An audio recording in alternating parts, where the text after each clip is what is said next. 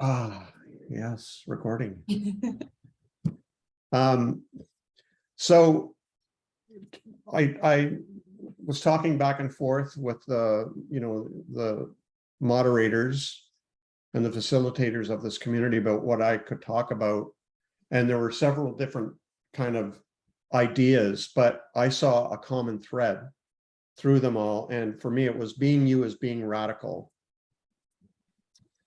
And I chose that title because it kind of describes my journey of becoming myself, and which began when I was very young, of course, and then all the way through like Bible college and seminary and ministry, serving the church, and the whole time, even though it took me a long time, I got to that point where I realized that the only way I could really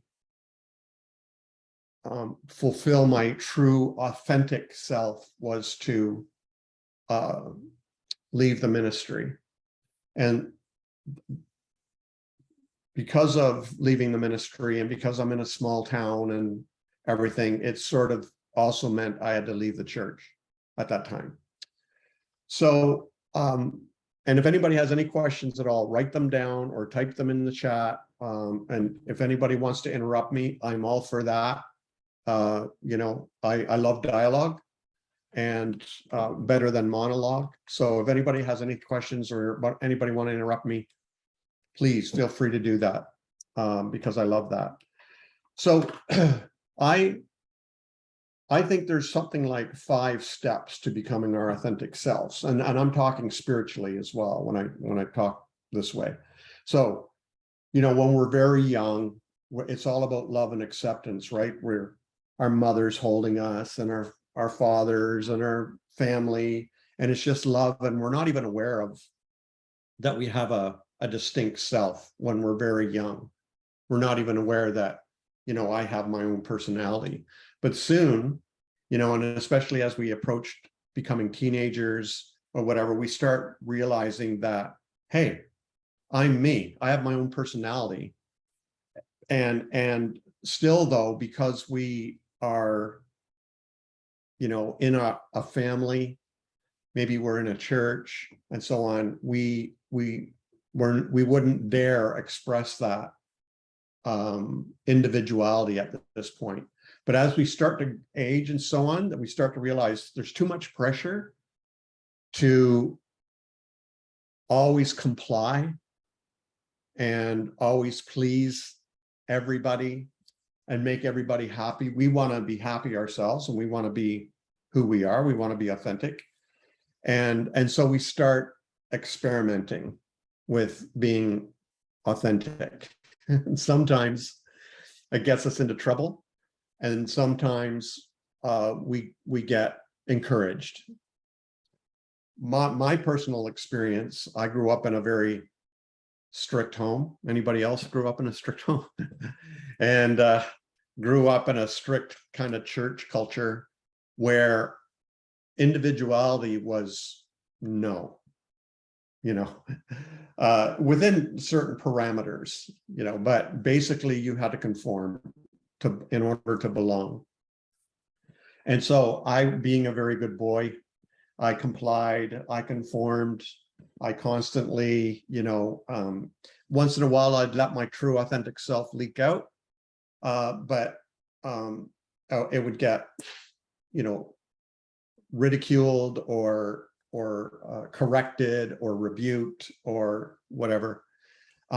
So this was my struggle growing up in the church and being in the ministry, was figuring out a way how to be myself and to let that like blossom like a flower while still staying inside, like still belonging. And because I want to belong. I don't know about you, but belonging is important to me. I want to be loved and accepted. And so there's that, trying to figure out, okay, how much do I experiment? How much do I show of myself? And where's the line that if I cross it, I've gone too far? And eventually it got to the point for me, you all look, the ones I've seen so far, you all look very young. I'm not so young. But when I left the ministry, I was around 50 years old when I finally realized the only way I can be my authentic self is by leaving the ministry. And then they decided, well, if you leave the ministry, you must leave the church as well. That's the kind of the way it went. And, you know, I have nothing against visiting a church here and there. It's hard to find a good community, though, a healthy community where I feel it's safe enough for me to go or others to go. But so I'm not against the church. It's just I haven't found a safe place. And many of us haven't found a safe place. Unless it's something like the table or the Lasting Supper or somewhere, right? So so those are for me the steps, is where we're not even aware that we have our own. That's the first step. We're not even aware, self-aware that we're different. The second one is that we start noticing that we have a distinct self, an individual personality. But the pressure to be obedient and everything is too great, and we're too young to figure out how to, you know, combat that. The third one is the pressure's too great and we start expressing ourselves in small experimental ways. And then the fourth one is finally the pressure just gets too great where it looks like we're rebelling. Or backsliding, or, you know, you name it, because we've decided to walk our own path. And then finally, we get to a point where we realize life is too short. I want to be happy, and I need to be my most authentic self. Because no one else can do that. No one else can be me, and only I can be me. And that's my gift to the world. That's your gift to the world, is you being you. And I made a reel about this yesterday, I think it was. Everybody we admire who made a difference in the world, who were amazing individuals, amazing personalities, amazingly authentic people, were not normal. They weren't normal. So we have this sort of a dual pressure to be normal, to fit in, follow the herd, belong, comply, conform, but also this internal pressure to be great. And sometimes that pressure is external as well. You must be great, but you must be normal. No, you can't be both. You can't be great and normal. Excuse me. So when we get to that point where we realize I need to be me, my fullest self, my fullest authentic self. That's your greatness, right? But it's going to be interpreted as being radical. And that's good. And so I'm here to encourage you all. That's how I did it. You know, it was a bit at a time. You know, I experimented, I tested the water, eventually to the place where I feel like I'm free and I'm living my most authentic self, for the most part. So, because it's still an experiment, and I'm human. I still want to be loved, and so I don't want to offend everybody or upset everybody or whatever. And I don't want to be normal, but I also don't want to be weird, right? So there's that a very fine balance there. There is. You need to figure out your own path where you're your most authentic self in a healthy way. So for me, my ways of being healthy are by having maybe mentors, or my wife who I love and she loves me, my kids.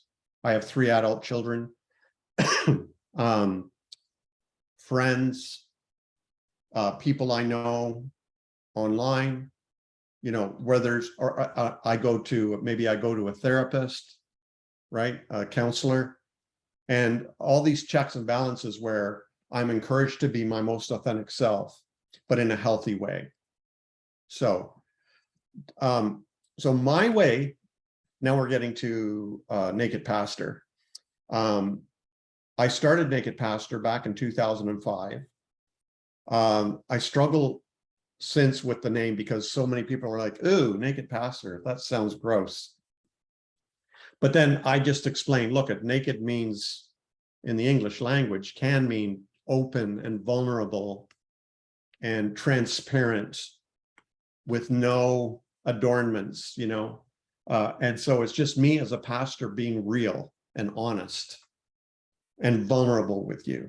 So that's, you know, there's a lot of pastors blogging and they're talking about how great their church is and how wonderful the music is and how much money's coming in and all their programs and all the attendance and all the sermons and all that stuff, which is fine. But I wanted people to see the life of a real pastor and my struggles with conflict, with money, with attendance, conflict with people, me struggling with doubt and fear, me being a real human being, wrestling with my own demons, you know, and everything. So that's why I called it Naked Pastor. And I discovered, I started blogging in 2005, but in 2006, because I've been an artist my whole life, I don't ever remember not drawing. Well, here, let me show you some paintings. This is how I used to, I still paint, but this is where I started. Can I share my screen for a moment? Absolutely. Okay. Here's some of my paintings. Oh, did I share my screen? No, I didn't. You should Here we be go. able to. Oh, yeah. Well, you should be able to. Yeah. There. So these are some of my paintings, mostly watercolor, mostly landscape. And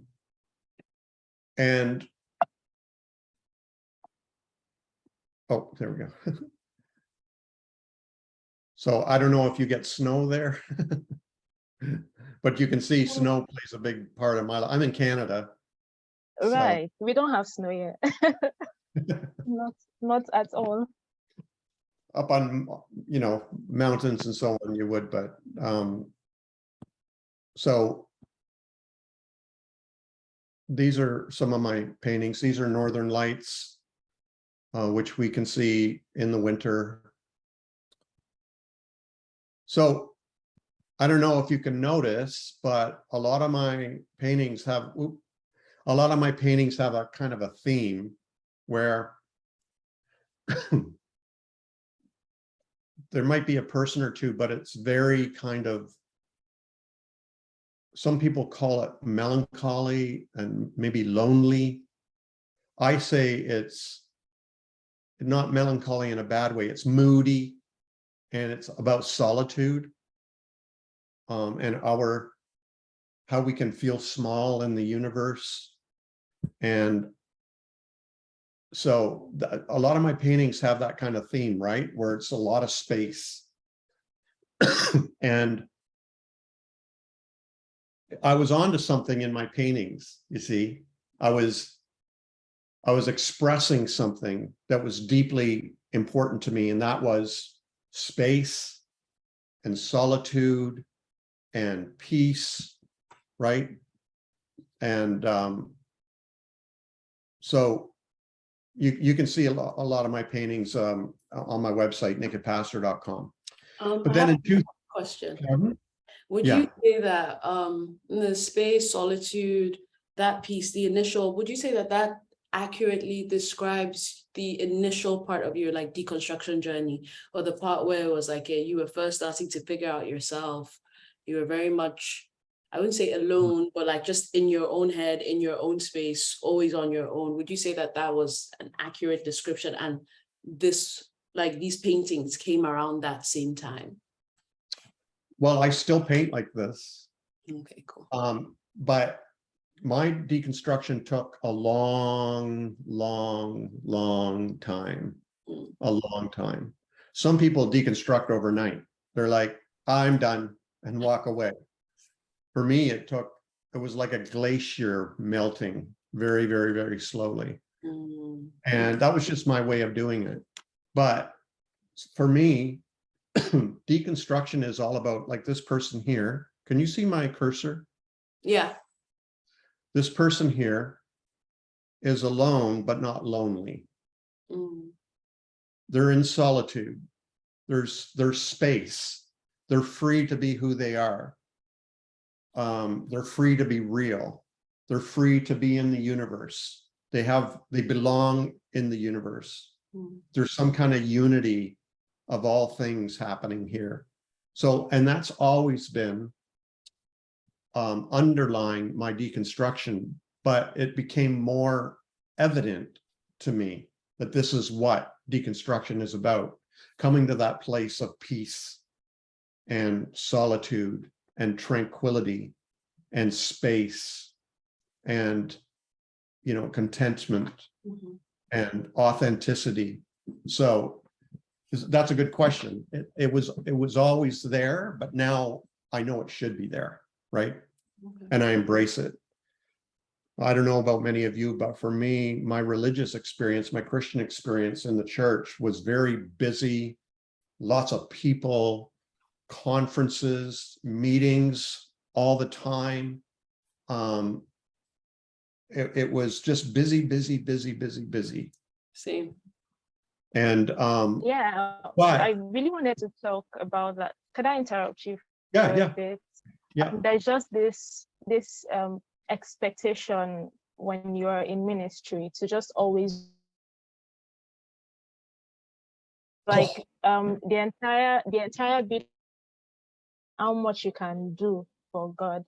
And my life has been pretty short, but most of it has been shrouded in, you know, activity in church activity majorly. And one of the things Kamsi and I bonded over was just how burned out we felt at such a young age, you know, dealing with spiritual burnouts, religious burnouts, and just not know.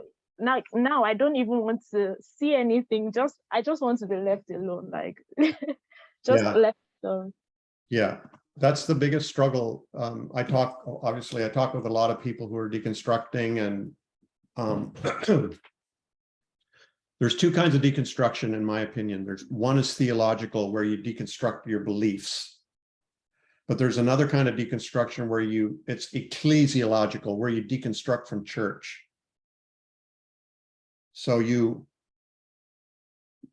might, if you deconstruct from the church, you do not necessarily deconstruct theologically.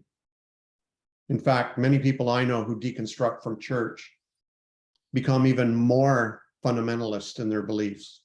The church needs to return to the way it was in the New Testament and blah, blah, blah.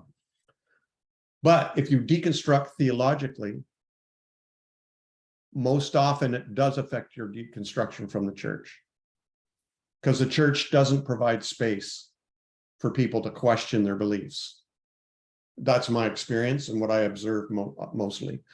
But one of the biggest difficulties people have when they deconstruct from the church is that the church's greatest asset is community. I mean, when you walk into church, they hand you your friends, they give you your husband or your wife, they give you meetings almost every day, they give you potluck suppers, they give you, there's mechanics and construction workers and babysitters, like they give you everything so that you become totally absorbed in this little world.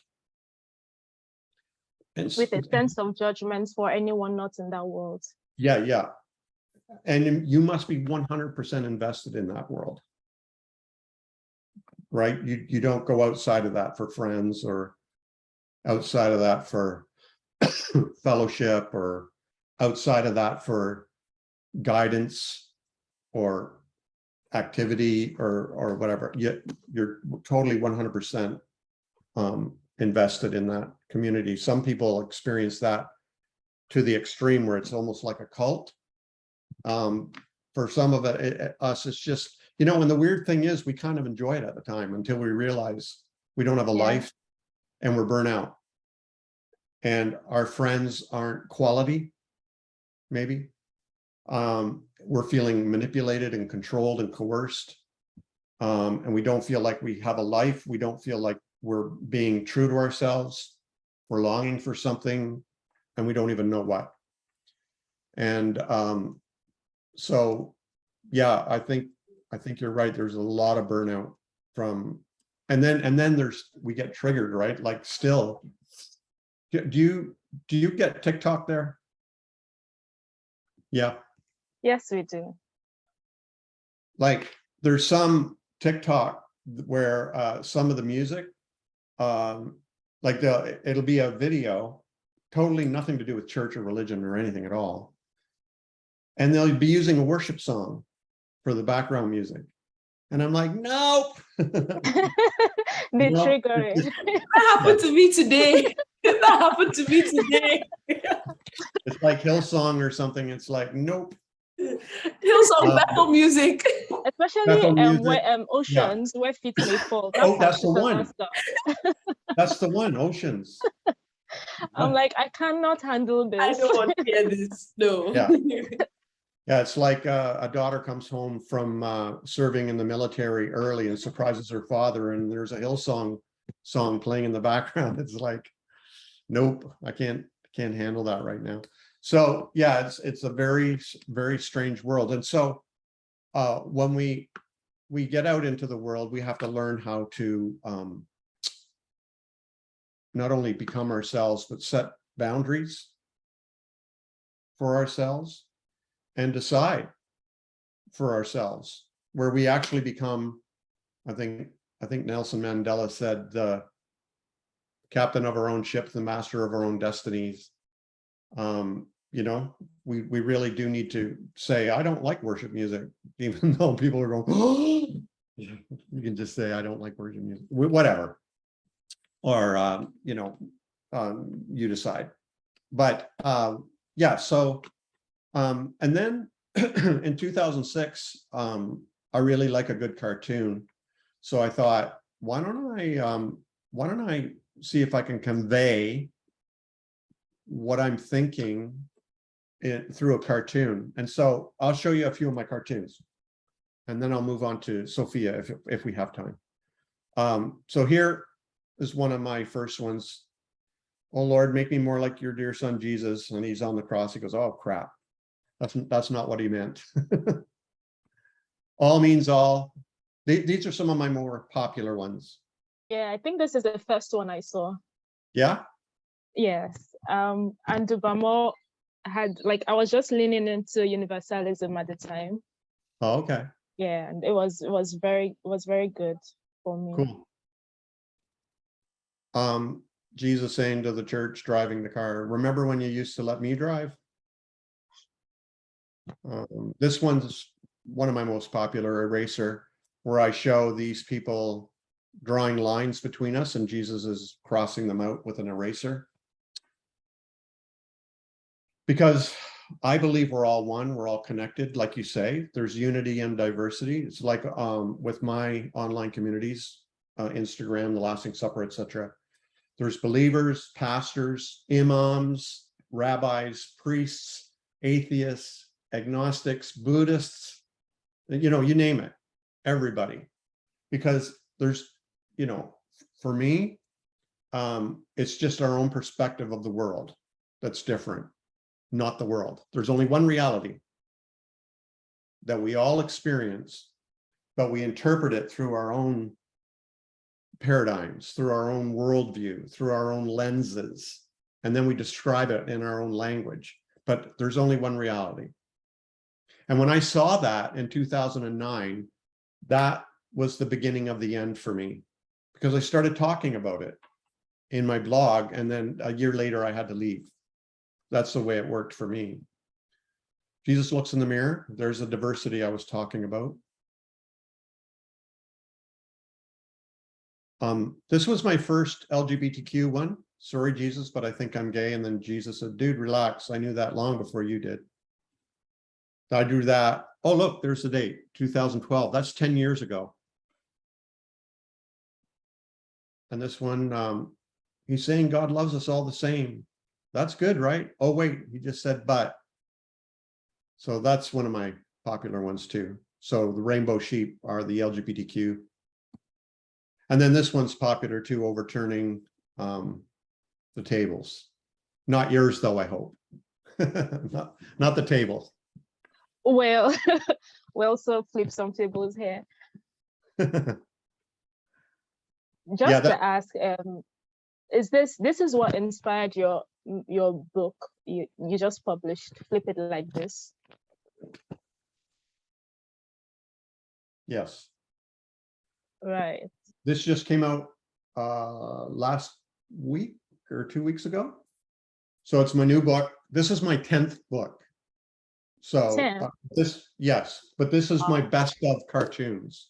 It has all the best of cartoons. Oh, no. I've drawn over 4,000 cartoons, and these are like 125 of the best ones. So I'm really proud of this book. I like it. A lot of people love it. If you can get it there, I hope you can. Please order it. That would be great. I would love that. Flip it like this. So it shows Jesus. Wait, do I have an image of it? Yeah, shows Jesus. Oh, I'm still showing my screen, aren't I? Yeah. Okay, so that's the book cover. Jesus is teaching a woman how to flip a table. I particularly like that it's a woman. Okay, any other questions? Yeah. Oh, you can go, then I can go after. Comes to go first. Okay, so I had a question particularly about when you were speaking about, setting boundaries for existing in a healthy way as yourself. So I specifically wanted to ask about when there are people you still have to deal with, like in the church and whatnot, like you can't walk away from some of your family members. You can't, like, there are only so many people you can walk away from, right? And so what did that look like for you? How did you set those boundaries with people who you still had to somehow be in community with, at least for the rest of your life, where you couldn't just say, oh yeah, bye? So yeah, what did that look like and how did you set that? Yeah. That's also a very good question, and one I get asked a lot, because that seems to be the biggest concern when we leave the church or we deconstruct, is our loneliness and our sense of isolation, that we're different and we're not as accepted as we used to be. So I come from a family of 7. I was the oldest of 5 children. But it was a very conservative home. Like, we were Pentecostal and Baptist and everything. But I was actually baptized Anglican when I was a child. So I've been around. I call myself my own ecumenical movement because I've been everywhere. And so it was very conservative. And I ended up getting ordained as a Presbyterian minister, but I ended up back in the Vineyard. I don't know if you've ever heard of the Vineyard Church, but it's kind of like Hillsong and Bethel and stuff like that, where it's very charismatic, contemporary worship, very laid back, relaxed teaching style, but a lot of emphasis on experience, the Holy Spirit and healing and prophecy. I've been there, yeah. And that's the church I ended up in. The last 15 years of my ministry was a Vineyard Church, which is like Hillsong. And and my family, my mom and dad and my siblings are all conservative. But when I started deconstructing, I had to walk very, very carefully. Now, the first thing I did, though, I moved away from home. When I was 18, I went to Bible college and I never went back. And where I'm living now is 1,000 miles from where my parents and siblings live.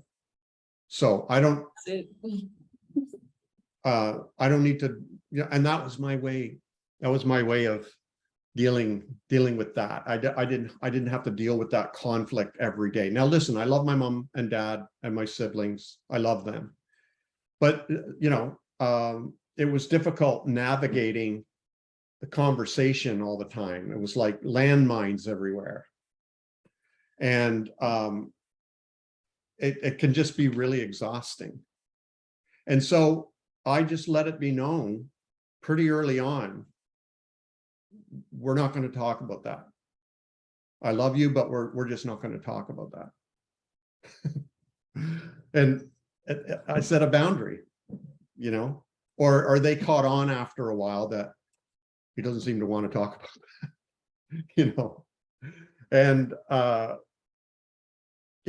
I knew that they were struggling, because if somebody thinks you're going to hell and they really believe that you're going to hell, of course they're going to try and save you if they love you, right?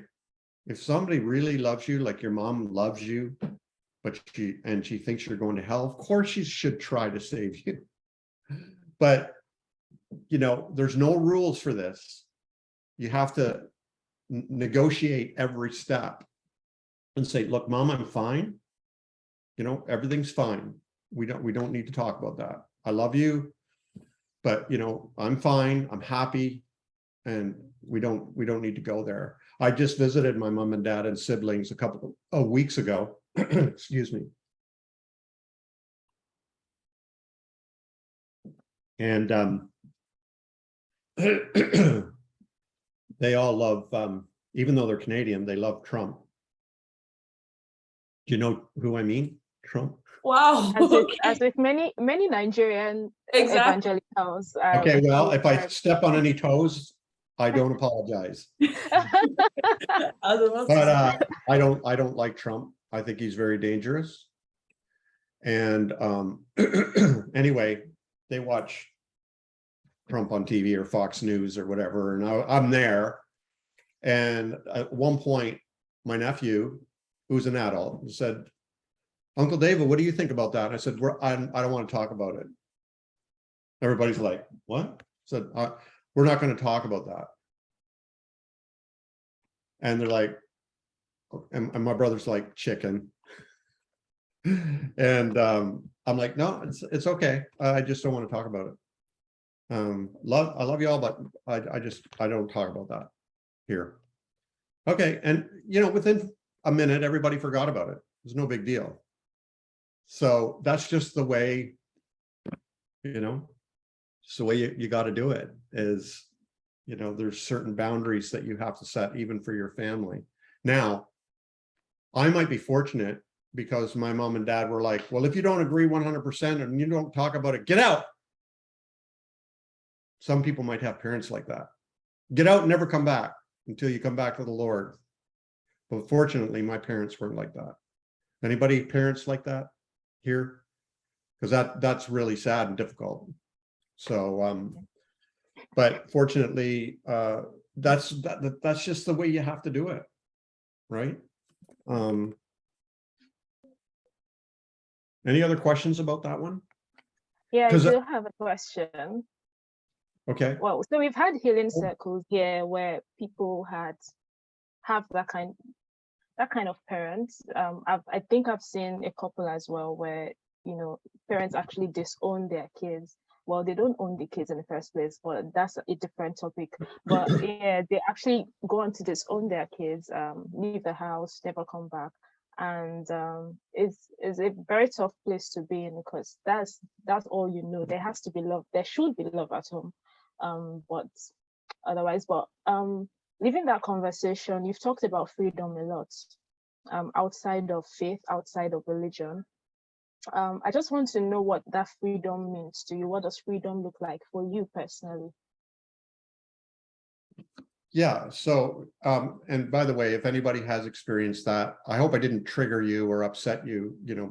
I know people who've been disowned by their family, and it's just heartbreaking. It's very sad. And it shouldn't happen, but it's not your fault. It's not your fault. And hopefully, maybe your parents or your siblings or whoever did that to you will come around. And maybe you can make overtures, like once in a while, write a letter, or just say, hey, I love you, miss you. This is what's going on in my life. I'm very happy. And it would be good if we could talk again, but not about this kind of thing. But okay, freedom. So there's the interesting thing about freedom is, as I'm this whole month of August, we're talking about freedom, actually. The interesting thing about freedom is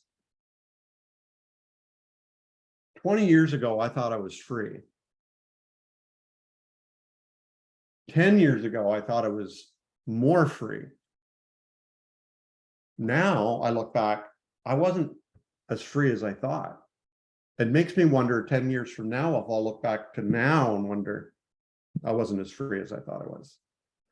Freedom there's a kind of freedom where you work within the system, right? And then there's total freedom where you question and maybe even overturn the system that's giving you freedom. You understand? Like there's two kinds of freedom. There's the freedom that works within the system. And then there's the freedom that questions the system that gave you that freedom. So it's kind of like zoos used to be, a lion would be inside a cage.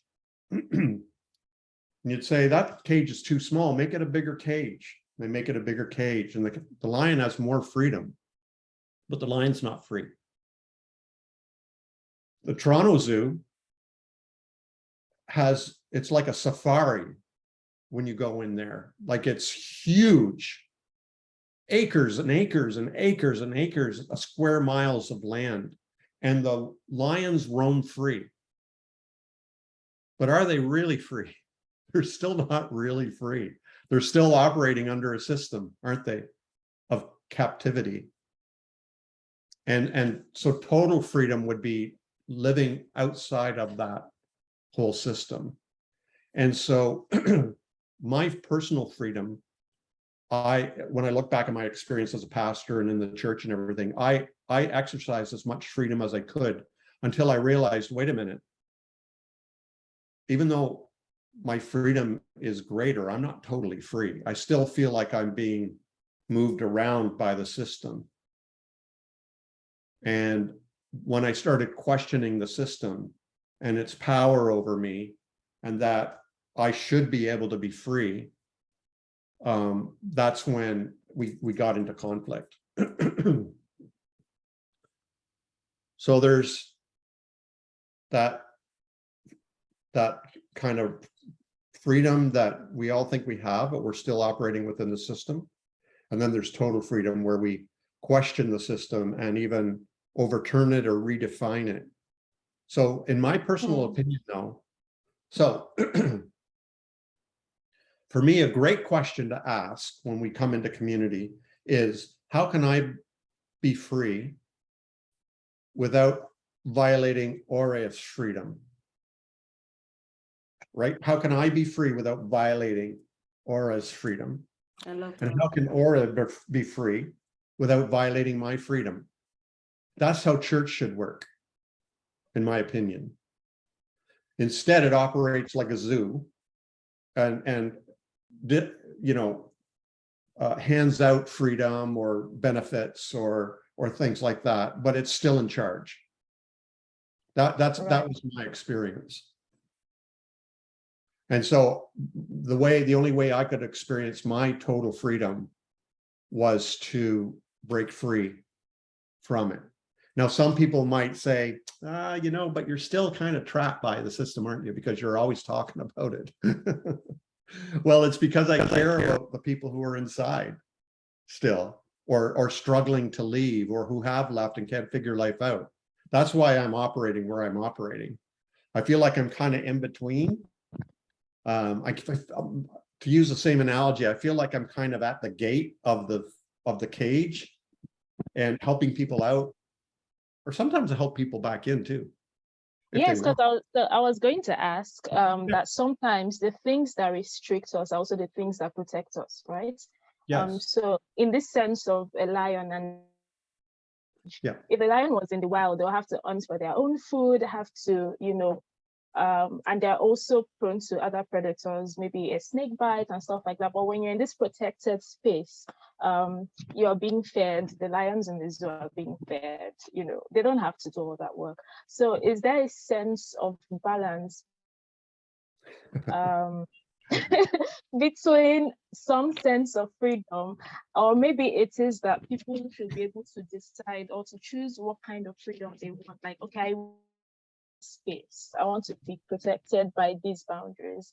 So I don't know, what's your thought on that? So for me, I'm thankful for the church. I wouldn't be where I am now without the church. The church was like my spiritual mother. But it got to the point where she wouldn't stop trying to control me. And I'm an adult now.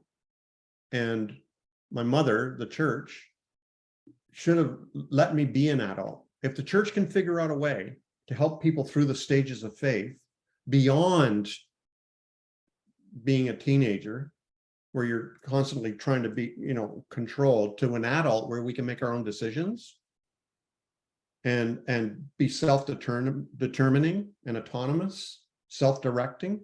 If the church can figure that out, then I think the church will start to see growth again instead of people leaving.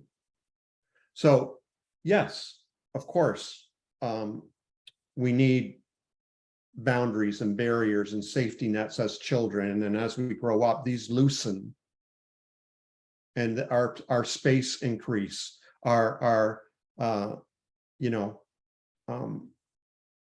what do you call that? You can stay out later, you can drive further away in the car, or you can go away for a weekend or whatever, right? Everything grows. But at some point, as an adult, you get to determine how far you can go. And the same thing should apply spiritually. I often use this analogy from the Israelites when first of all, they weren't sure. They wanted to leave Egypt. They weren't sure they wanted to leave Egypt. It was too scary, too frightening. When finally they were talked into going, halfway there to their own promised land where there can be self-governing, they missed the security of Egypt and the leeks and onions. At least in Egypt, we had leeks and onions. It's like, at least we had food. We had a place to lay our head. We had a job. The pay sucked, but at least, we had a life and we were safe. Now the Egyptians are hot on our trail. We've got, so-and-so out in front of us. We've got the Red Sea. We got wild animals. We've got drought. We've got starvation. Like, I'd prefer the security of the leeks and onions of my slavery. And a lot of people actually do have that attitude spiritually. I know people like that. Rather than go through the pain and the trauma of deconstruction and leaving the church, they prefer to stay there because at least they don't have to ask any questions, that everything's supplied to them. They're told how to live, how to think, and how to believe. And that's what they want. And they never reach their own promised land.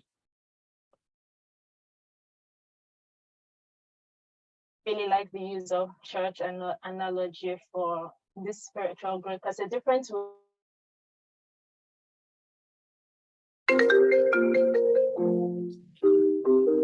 My daughter trying to call me. Hold on. I'll let my wife know.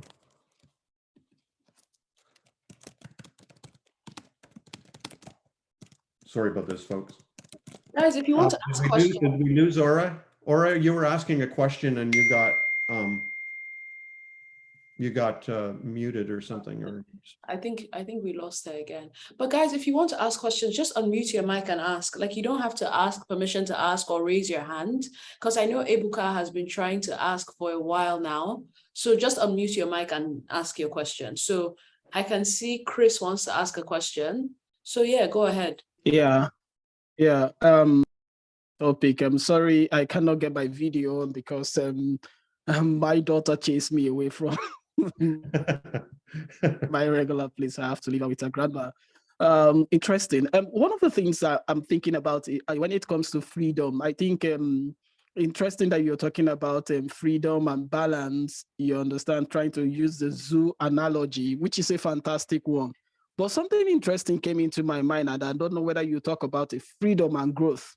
The extent of freedom one gains is also tallied to the extent of growth one wants to attain, and the readiness one has. I mean, let's see how you can marry both freedom, growth, and responsibility, because the more freedom you have, the more responsibility you have. And how do we marry it with growth? Should growth determine the extent of freedom you're looking for, or something in that? I hope you understand what I'm trying to talk about. Mm-hmm. So often I get people coming back at me when I talk about freedom and total freedom, authentic freedom. They're like, if everybody was free, this world would be a crazy place. People would be killing each other. You know, it's like, whoa, what's your opinion of humanity if that's what you think is going to happen? I mean, free people, I actually have an image. Let me see if I can find it. Hold on.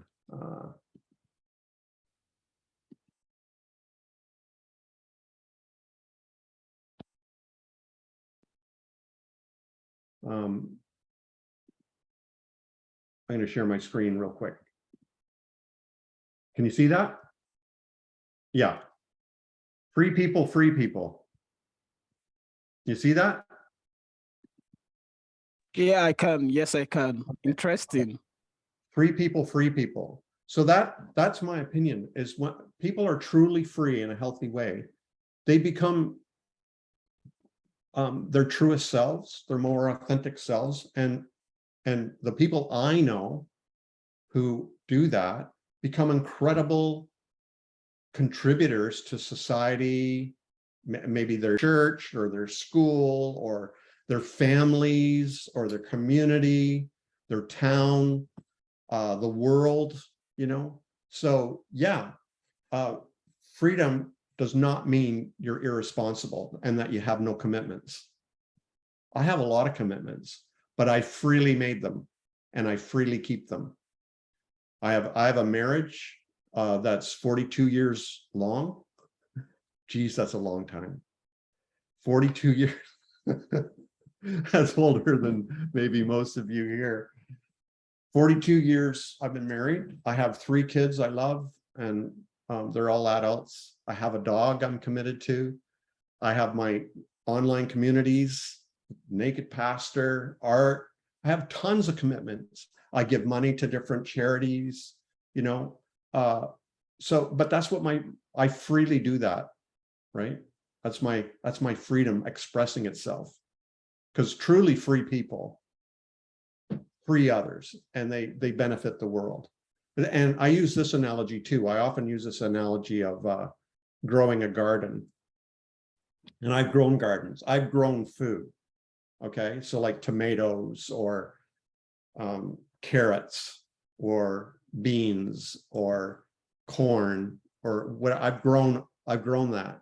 And the way you do it is you plant the seed, but you prepare the soil. You get rid of rocks, you get rid of sticks, and you get rid of, you know, try to take care of the insects and other pests. And you just clear away all the bad stuff. And then you might add good stuff. Like you let it get sun, you might add water, you might add manure, you add nutrients, but you don't pull on the seed. You don't rip it open and pull. It just, when you give it space, it grows and produces fruit. And that's the same with every one of you. When you're given space, I totally trust this process. And I've seen it. I've seen it work at my local church until I left, and online. When you give people space and say, here's your space, they will grow. You remove obstacles. So online, that would mean blocking trolls and silly harmful comments or things that are wrong, or whatever. And you provide nutrition, you provide good content, you provide safety and space, they will grow. And I always hear back from people how much they feel they've grown and how much freer they feel just because they've given them space. Nothing else. I haven't given them freedom. I haven't given them growth. I haven't given them anything but space. And when you do that, it's just like the corn or the potato or whatever. It bears fruit. So does that answer your question? Where being free, you're free to be responsible. You're free to be committed. And you do actually grow. Yes, yes, it does. And I think I like the analogy you made. I mean, you cultivate a space. I mean, you cultivate the environment and you give people space. And if you give them space, they naturally will grow. And Yes. I think that's the best way to marry freedom and growth. And the more they grow, the more you expand the space and the more you cultivate and allow them to keep growing. You don't determine the direction, but you just allow them to be in a space that grow. That's fantastic. Thank you very much. And I'll even go further. The word allow, I try not to use that word. And because it sounds like I am allowing you to grow. Yes. Yeah, You're so giving them freedom to grow, which is, they don't need my permission. And that's one of the things that deconstruction needs to teach us, is that you get to a point in your life where you're no longer looking for permission or validation from others. You're that confident in your own ability to be self-determining. I don't know about you guys, but I was constantly looking for permission to keep going until I ran out of people to get it from. And we all come to that point in our lives where you're going to get to a point where there's nobody left to give you permission. We've never been there. I don't know what to tell you. We've never been there. I've never been there, Kamsi. You're going to have to go find out for yourself. Right? So. That's brilliant. I think that's very brilliant. I mean, to take the word allow, I feel it when you were saying it. It's just like, I have the authority and I'm giving it to you. But once you remove that word, I also will take away the burden from my own self of giving you that, that's allowing you. So I take off the burden from myself. I also take up the burden from you, that you are also trying to appreciate me for giving me that. And I've been in the space where I was looking for validation, but I think recently I don't. I just look for my own inner guide. And once it is in tune with where I want to go, I do it. And for me, that is the reason why I take away this right or wrong, good or bad. I don't have those ideas anymore. I just allow myself to feel the freedom of moving in its own direction, as long as growth becomes the end product. Thank you for Yeah, you're welcome. Very good. I saw a couple of people with their hands up or who wanted to say things. Hello, hi Kamsi. Yeah, go. Hey. Yeah, hello David. Hope you're good. Yeah, you're good. So yeah, I'll just be very quick. This is something very different from what the other question was talking about, and just in a different angle. So personally for me, I'm kind of new in this deconstruction phase, and I just recently met Kamsi and met Zubamor, and that's why I started thinking differently. And I just wanted to ask you, what are those innate beliefs that you used to normally have, agree with the church that you now currently, disagree with?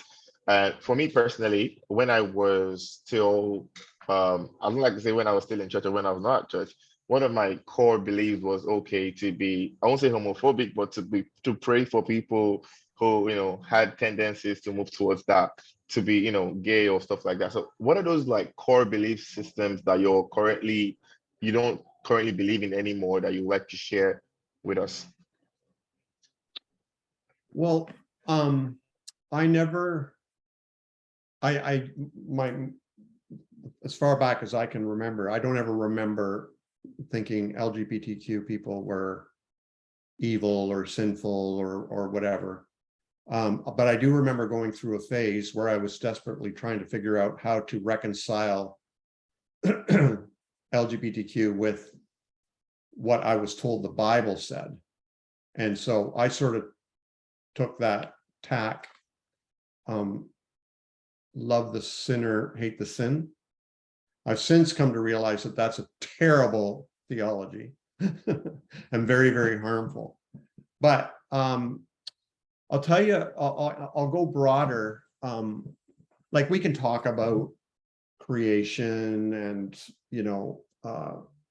other religions or we could talk about theology, but I want to tell you, I want to share something that's related to this. And that is, one of the things I encourage people who are deconstructing is don't reject anything. Like, don't feel like you have to decide, I believe this now and I don't believe that. Like, you don't need to do that. You're going to spend a lot of energy doing that and it's unnecessary. So for me, I encourage people to just, nothing's wasted. Like, you wouldn't be where you are now unless you were where you were then. I'll say that again.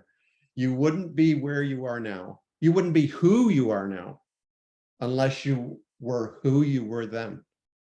And so all of those beliefs that I look back on and I believed and all those things I did, all the worship stuff, all the crying and the laughing and the dancing and the music and the preaching and I don't know how many times I rededicated my life to the Lord, everything, all that stuff. I don't know how many times I did a lot of people look back on that and they're embarrassed. They're ashamed of it. No, don't be. You're not ashamed that you believed in, well, here it'd be Santa Claus. Like, are you ashamed that you believe in Santa Claus? Well, no, I was a kid. Well, yeah, don't be ashamed that you rededicated your life to the Lord 220 times. I probably did it more than that, actually, to be honest with you. So all this stuff gets wasted. I compare it to, again, I'm going to use the gardening analogy. Compost. You know what compost is? Half of it is good soil and the other half is shit. And so you need to bleep that out. Okay. So it's half soil, half manure. It all gets mixed together and it makes a very nutritious culture out of which good plants can grow. And it's the same with our life. It's not just dirt. It's not just earth. It's also the bad stuff that gets mixed in to make you who you are. So whatever you believe, whatever you did during worship, whatever, all that stuff, you want to count that as maybe waste or something. It gets folded in along with the dirt, and it makes a very rich soil for who you are right now. Like I embrace all of me. I embrace my child. I embrace my teenager. I embrace my Presbyterian. I embrace my Pentecostal. I embrace my Hillsong. I embrace my vineyard.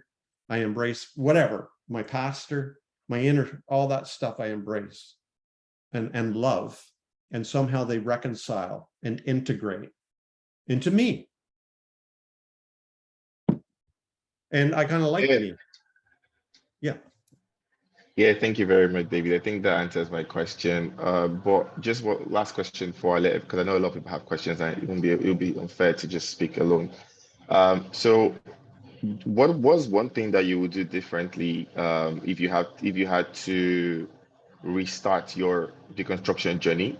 And what like do you think you can recommend like one or two very important books that you think everybody going through this journey should read? So just two questions. What will you have done differently?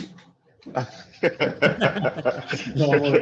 Nice one. That was a good one. That was a good one. No, it's a good one. It's a good one. Nonetheless, it's a good one. So just what will you have done differently? Let's say you're speaking to a 18-year-old, someone, yeah. What will you suggest and what books will you recommend? Yeah. one of the big moments in my life, aha moment, was when I was leaving the ministry at one point. I've left the ministry a few times. I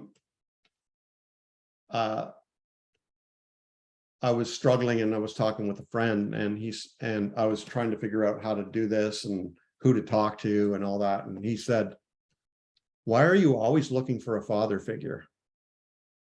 And it was like a light went on that I was looking for permission. I was looking for a grown-up to tell me it's okay, I've got your back, or give me permission and validation, which indicated to me that, I grew up in a culture where psychology was kind of downplayed. Psychological mental health wasn't a Same in thing. Nigeria. Same in Nigeria. Yeah, it's not a thing. I wish I was more attentive to my mental health, and where somebody sooner could have said, "You're 35 years old and you still need a daddy? Like, what's up with that?" Right? Right? So that's one thing I would do, is take a more holistic approach to my growth, not just spiritual, but psychological, emotional, social. I mean, when I left the church when I was 52, I had to learn how to make friends from scratch, right? That's not right. That shouldn't be. So that's what I would do, is take a more holistic approach to my own personal life. And that's what I would encourage people now is, find a good psychologist, not a Christian one. Find, if there's any Christian psychologists here, I'm sorry. Find other, go take a class in philosophy, take a business course. That's another thing I had to learn, was I had such a weird, sick attitude about money and success and marketing that I had to figure out how to do that in order to sell art, So that's what I would do. Good question. More holistic approach. Yeah, thank you very much, David. Thank you for that first question. But I think I asked the second one about the books or articles you would recommend for someone starting this journey of deconstruction. Yeah. Okay. Well, I do have a book on deconstruction. It's called The Lasting Supper, Letters for Deconstruction, it's full of letters I've written to people about deconstruction. So you can order that. It's available electronically as well. The Lasting Supper by David Hayward. So that's a book. I have a friend who's a Canadian theologian. His name is Brad Jersak, he's publishing a book, and it'll be out maybe next month and it's I consider it the textbook on deconstruction. So called Embers. So I would recommend that when it comes out. I'll be recommending that to people who are deconstructing. Say, is there one book? I say, this is the textbook on deconstruction. Read this one. Thank you very much, David. So I think I'll just wait till next month and I will look for your book online. So thank you so much. And I will just Great. moving to the next person. Thank you so much. You're welcome. Hello. Hi. Hi, David. Thank you so much for all you said. I kind of have two questions, but I would start with the first one, which was following the cue of freedom and having like a bigger cage and the lion allegory that you pointed out. So my question is, you know, so there was a time when I was high and then I realized that the universe is a lot much bigger than it is, and how it like perceive even the sky that would just look up, that it literally just goes into infinity. And then I realized that with the way the human mind works, you're always going from one form of high to another. You want to get a good house, you want to get 2 houses, you want to get 3 cars, you're just never enough. Now, how do you ensure that that does not also apply to your journey on deconstructing and living your authentic self? Like, when would you identify that this is your true authentic self, or your most true authentic self? Or would it always be a constant pursuit of something bigger, hiding under the form of like true authenticity? I don't know if you get what I'm saying. So that's the first question. How would you know when you are leaving your, I mean, you would recognize changes. You would know you feel a lot lighter at heart, or so many things would actually change. Like how you said, you look back 10 years ago and you felt like you were a lot freer. But would you ever get to a point where you are, is the word, for lack of a better word, satisfied, and you just know that this is the point where you would rather maintain, and it's not just a constant chase for the next high? Well, like I said earlier, see, my problem when I was in the ministry, there's two approaches to money in Christianity. One is health wealth way, where God wants you to be healthy and wealthy. The other way is God wants you to be like Jesus, who didn't even have a place to lay his head. Poverty.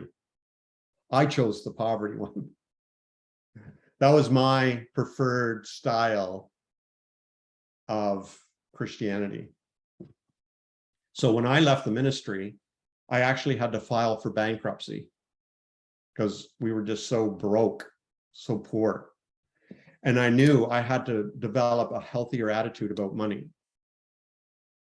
So for me, I don't have that problem of wanting 2 houses and 3 cars. And like, that's not an issue for me. For me is just wanting money. That's okay to need and want money.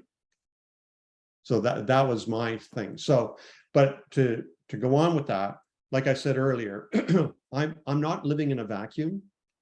I have people around me, beginning with my wife, my 3 kids. I've got friends. We've got friends. I've got people online, friends online who, I'm accountable to, and who would say to me, "Whoa, David, you're getting a little weird here," or whatever, right? They've never said that to me yet, but I know they would. So there's accountability there on different levels. And at the same time, like I journal every day. I meditate. I see a counselor. So there's ways, there's checks and balances, because I want to grow. And I want to be my most authentic self. And that's what growth is. Growth isn't becoming a bigger me or another me. Growth is becoming my fullest me, my authentic me. And if there's people around me to help me do that, then I'm okay.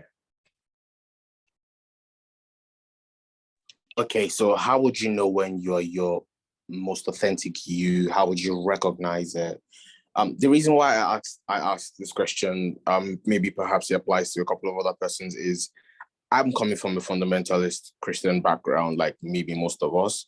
But there was this doctrine where they always tried to attain God and please God and get God. I'm not going to go into all of that, but it was more or less like some never-ending journey. So even now where I'm deconstructing, I'm understanding God's love for what it is. How do I know that I'm not just on some other endless chase of trying to get somewhere without having to really live in that? Because I can get, or it's easy to get caught up in trying to deconstruct at every slight chance you get, that you fail to realize that you've come so far, or maybe there's no much further you can go. I don't know if you get what I'm saying.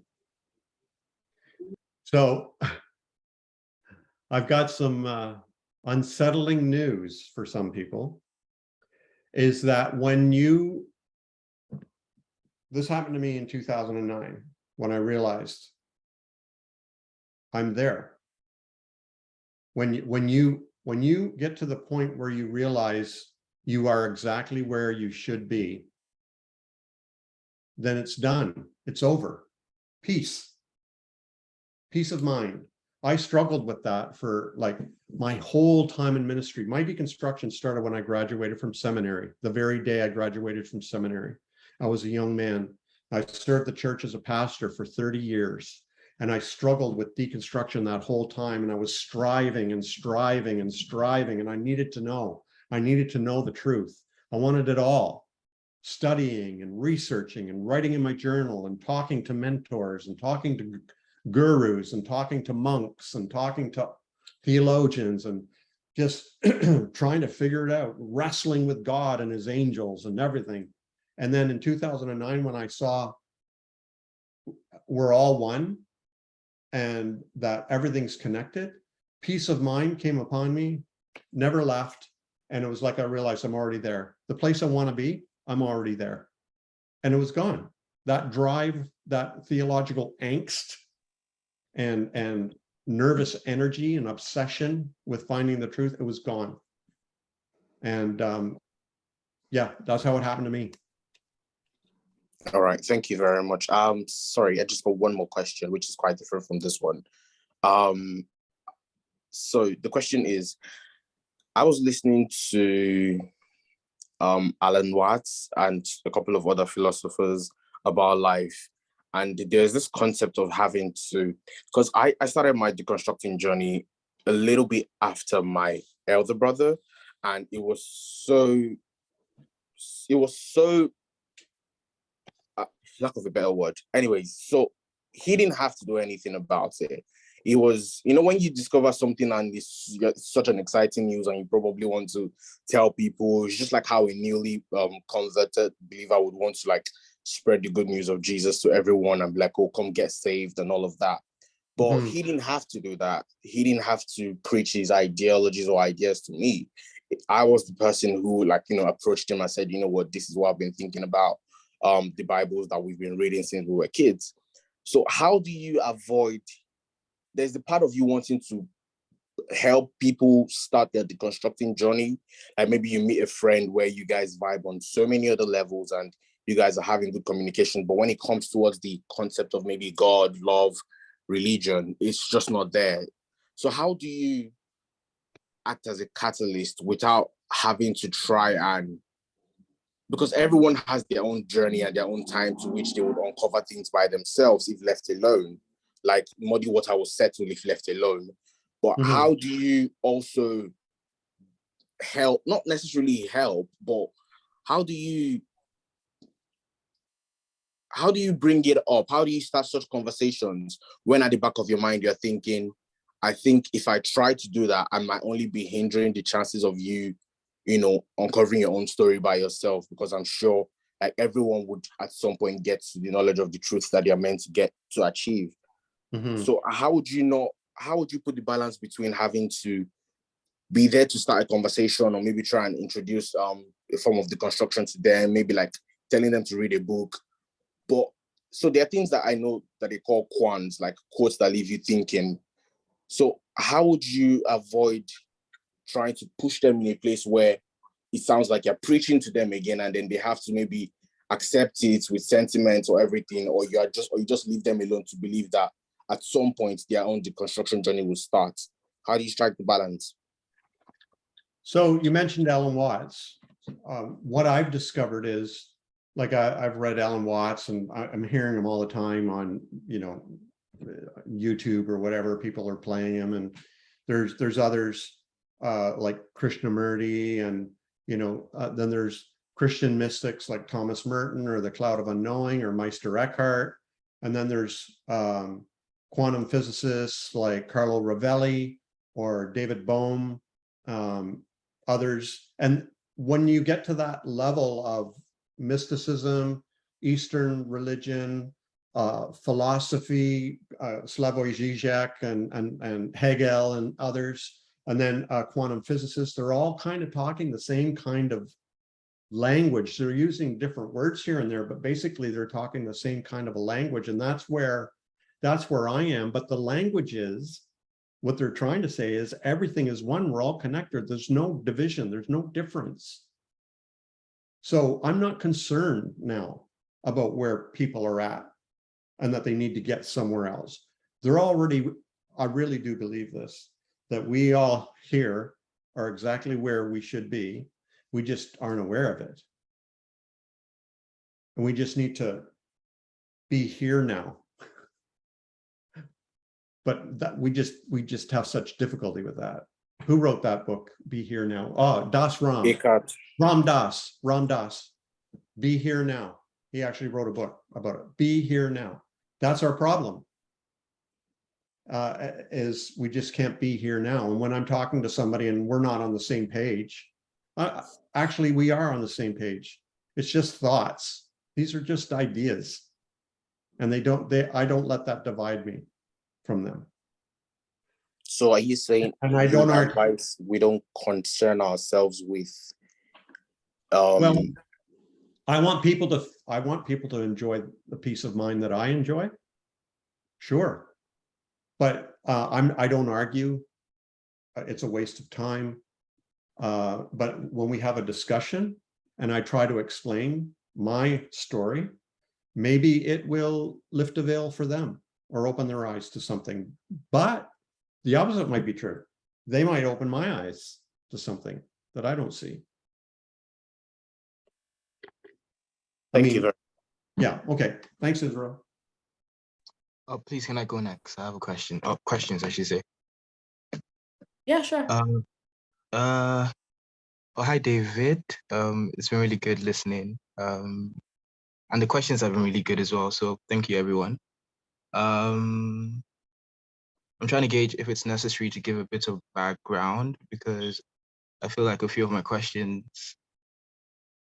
Okay, I'll just go for it. Anyways, so the first one is, because obviously we've been talking a lot about this concept of freedom and how it's necessary in a way for us to have an element of that if we're to really emerge into our most authentic selves.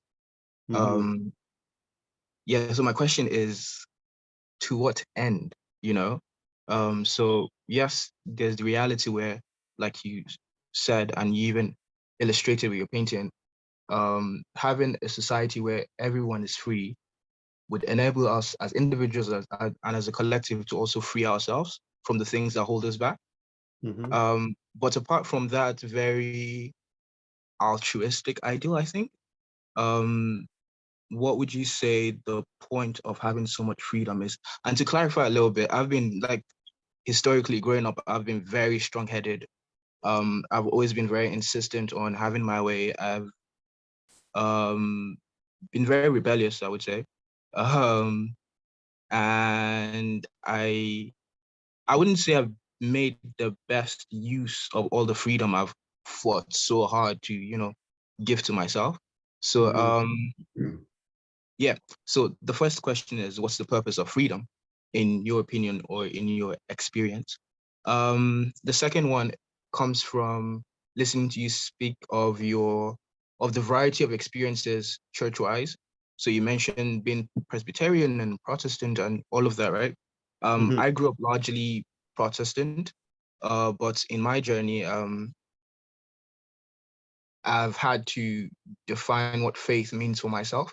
And I've been very insistent on the definition for what I think faith to be. But the question I have now is, what would you say the role of the church is in modern time, modern age? Because I think you also referenced the fact that one of the good things about churches is it provides community. And in a culture that's driven by the pursuit of freedom, that's something that is very, very easily lost. And yeah, it's no surprise that there's a lot of loneliness that people have to deal with and stuff like that. So yeah, that's the second question. What role would you say the church needs to take for the betterment of society as a whole in the modern age? And then lastly, it's a simple one, I feel, or a very direct one, is how can we manage contentment as we navigate freedom? Because again, I think Israel mentioned it. It's like you have all this freedom, and it's like, how do you prevent yourself from just getting caught in the same loop of next thing, next high, next, so how do we manage contentment with freedom? Thank you. That's it? That's all you got for me? Yeah, I think fortunately, because there's a lot of hands, so yeah. I think those things would do. I'll try to give brief answers. Okay, thank you. I mentioned about the purpose of freedom is behind a lot of people's concern about freedom is, well, how do we control this? How do we manage this? And that is something that doesn't come out of freedom. So along with increased freedom is the fear of freedom. So when our kids were growing up and we were giving them more and more freedom, and to the point now where they're free, it's scary.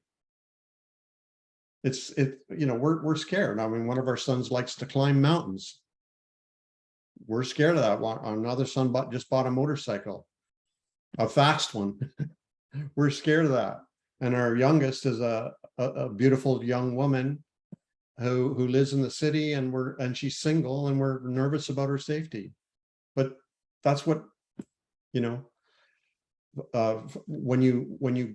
people are free, it's going to scare people. That's why a lot of families and churches and organizations and so on operate under fear.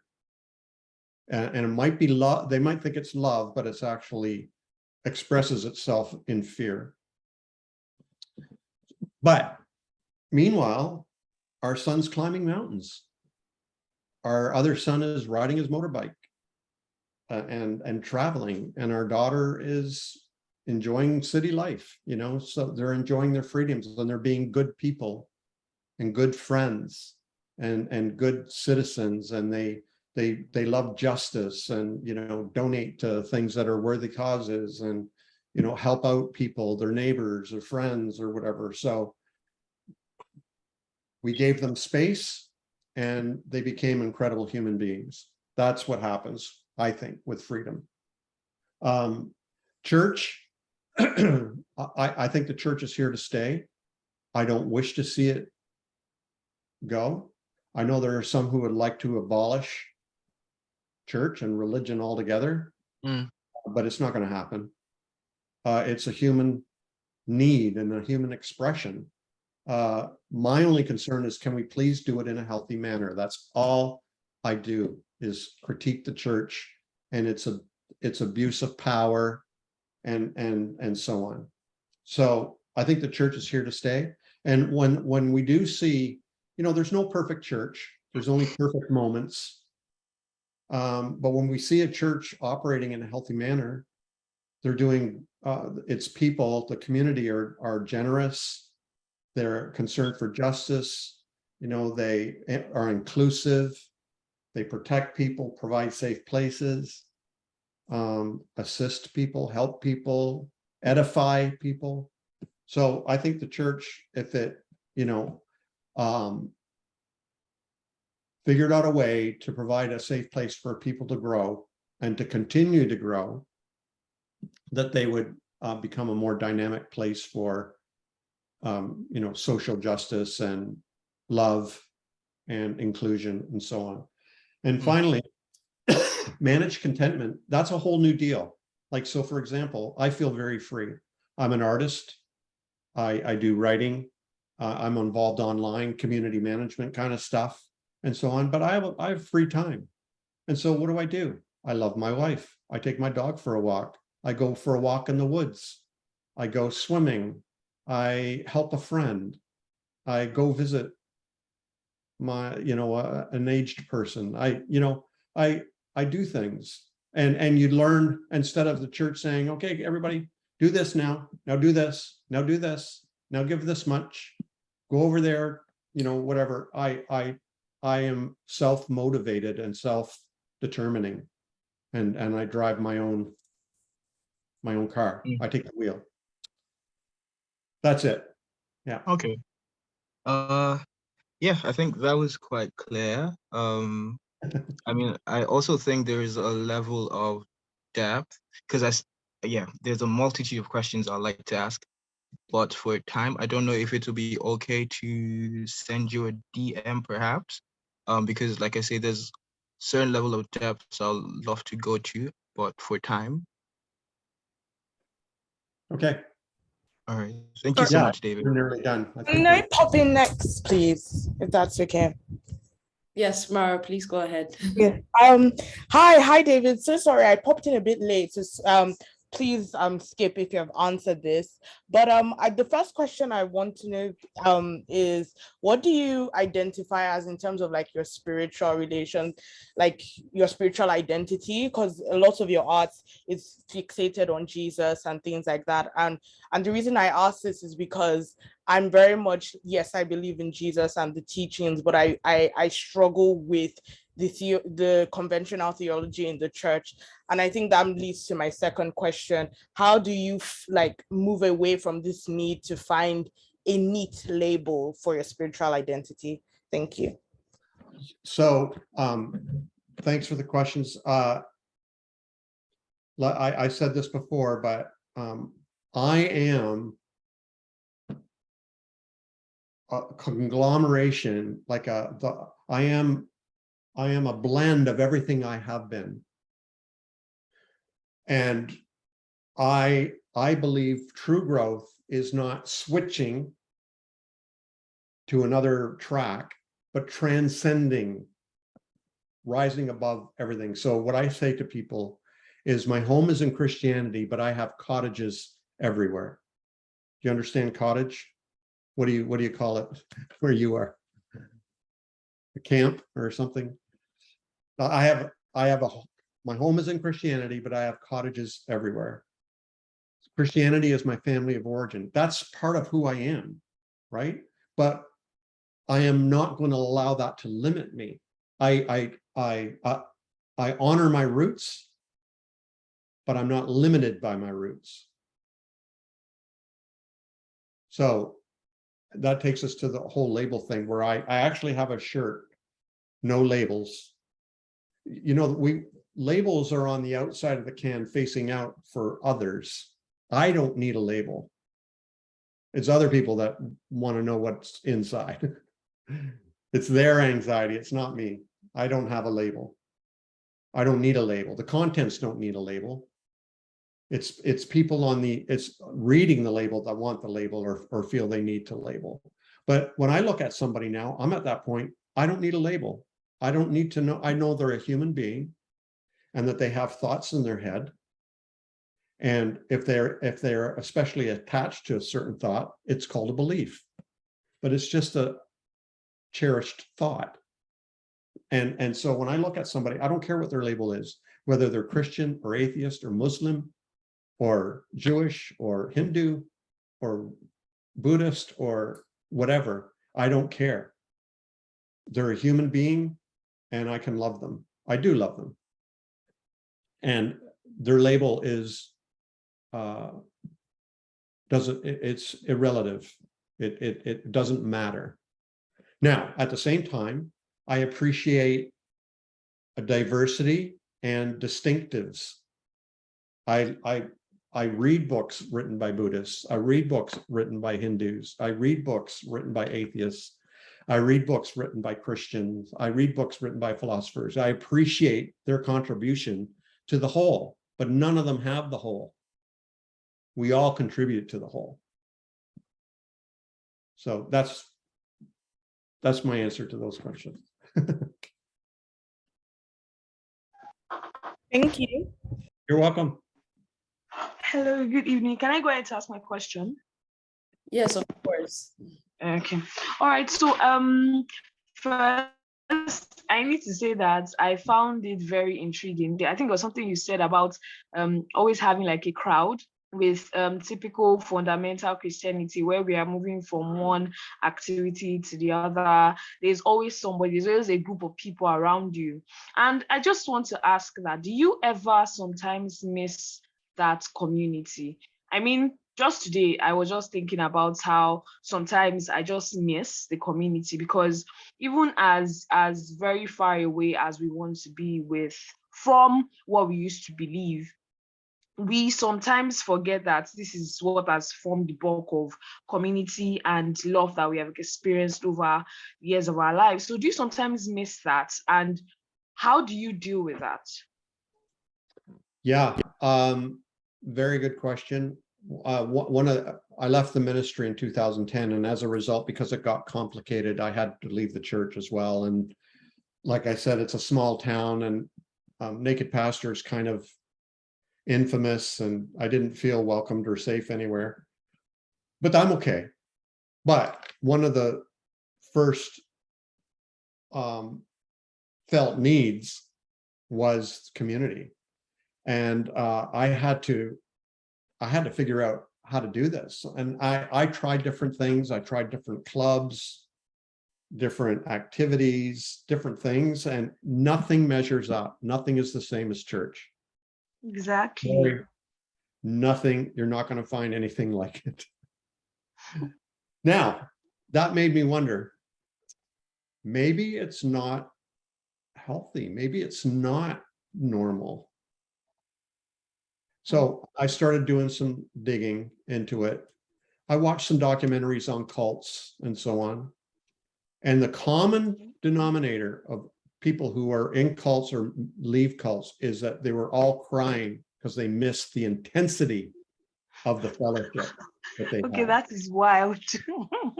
Every one of them, even though they were being abused, their money was being stolen, they were being totally brainwashed, controlled, everything. They were all crying because they missed that intense feeling of fellowship and community and friendship.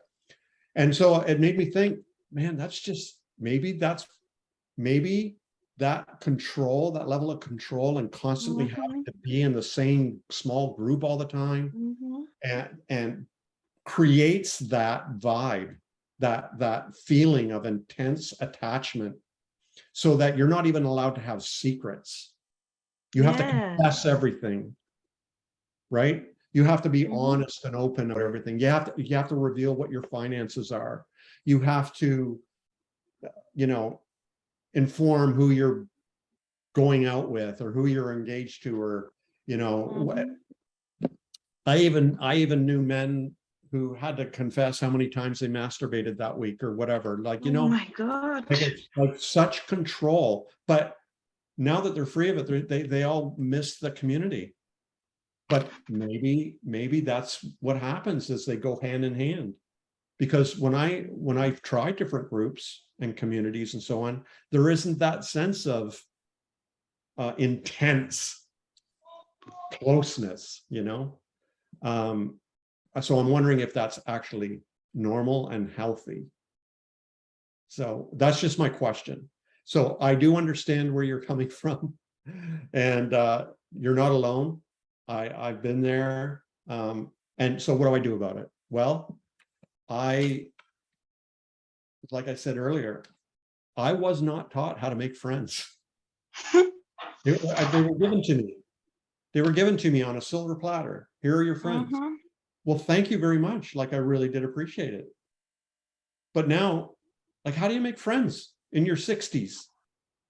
Well, you join a bowling league. Do you, try to find another church? And I know. So that is a very real struggle, but it's a human one. It's not just religious people. It's not just Christians who've left the church who struggle with it. All kinds of adults non-religious, kind of religious, super religious, all struggle with the same thing of friendship. It's a human problem. And the younger you are, the sooner you can figure it out. Start making friends. All right, thank you so much. But I don't know if the second question I want to ask is related to the first, but this comes with a lot of loneliness. Yes. Right? Yes. So loneliness is not a good feeling. It is not a good feeling sometimes. I mean, you can be alone, and that's intense depth of loneliness sometimes can push you to be, oh, you know what, let me just go back to the safety net and just maybe that's where I will feel, more safe and more loved. How can you remind yourself that, okay, I am having cult withdrawal syndrome? What will I call it? Because how do you remind yourself about that? So I don't know. That's just one thing I'm presently actually struggling with. I'm writing that down, cult withdrawal syndrome.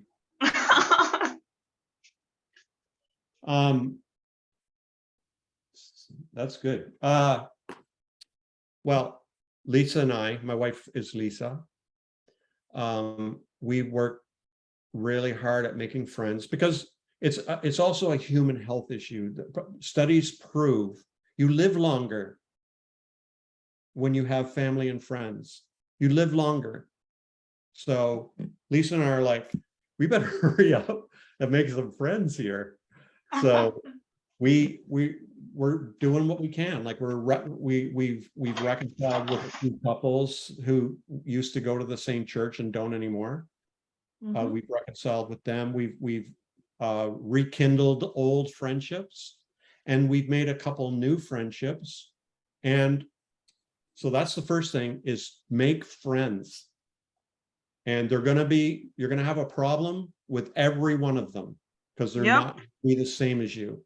They're not going to be like your fellow Christians in the same church. They're all kind of from the same cookie cutter. No, you're going to make maybe not a lot, but you're going to make friends, and they're going to be very different than you, but that's what friends are. And then secondly, you're going to have to initiate getting together, because most people are tired, insecure, busy, or forget, or think you're with somebody else, or or maybe you're too busy, and so you got to do the initiating. So Lisa and I, we're making friends, and we're constantly trying to make plans with other people, and that's the way it's done. That's just how it's done. So then, and just the other day, was it yesterday or the day before? It was Thursday. My wife works, she's a nurse. She works 12-hour shifts. And I was home alone. And I work alone. I can be alone for long periods of time. I live the life of a hermit pretty much. But I was feeling really lonely on Thursday. And it was horrible. And I just had to endure the day. I chatted with a couple of people online and so on, but I just felt alone. I'm okay with solitude, but I know what you mean when you say I felt lonely. That's a horrible feeling. But sometimes humans feel lonely. That's just, when we were in the church, you weren't allowed to feel lonely. Yeah. You weren't allowed to feel lonely. I agree. How could you feel lonely? Didn't you feel the Spirit? Wasn't God with you? So. Thank you so much. Thank you so much. I think that's all for me. Thank you. You're welcome. I have a question that segues perfectly into that one. I was going to ask you about romantic relationships, especially as someone who's been in a 42-year marriage. And so it's just like... Oh, no, we're not romantic. No, I'm only kidding. But yeah, same way, friendship is difficult. Dating is like tremendously difficult now, because it's like it's like having these conversations with people, finding people who get it or get you and what. And I remember the first time we had this conversation, I think Aura said you posted something about your relationship with your wife, writing about what it was like you being, you know, deconstructing and where she was No, at. that was going to be my next question. That was I've been waiting with that question for so long. I just want to know at this point, because it's like, I feel like at first, you know, you're Christian, don't be unequally yoked. Find the man God has for you. Went through that phase. That was what it was. And I went through the phase of like also being partnered with someone who was also sort of post deconstruction in that phase. Went through like just so many different, and I'm just like, it's so difficult because that's such a huge part of, you know, my identity personally, that my spirituality and deconstructing. So what was that like for you, navigating, you know, dating, romantic relationships, having gone through that experience? And just, yes, please help us all. Okay. I'm going to show you something real quick.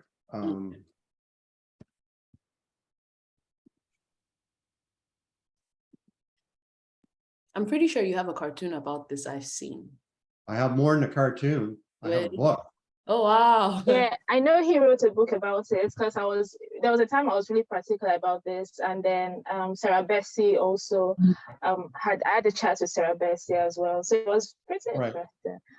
So if you can see my screen, I wrote this book, Till Doubt Do Us Part, When Changing Beliefs Change Your Marriage.